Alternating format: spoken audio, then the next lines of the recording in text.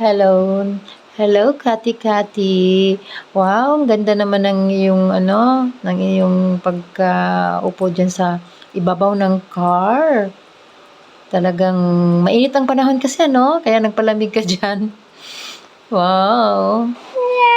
Tingnan mo naman. Oh, yan, takot na sa akin.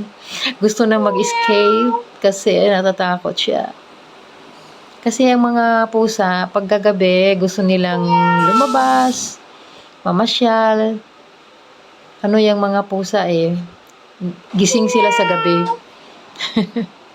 Sa araw naman sila ay tulog nasa bahay, kadalasan nasa bahay lang sila pagka-araw. Pagkagabi, saka sila gustong magliwaliw.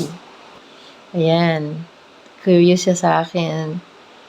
Kaya, ayan, takot na gusto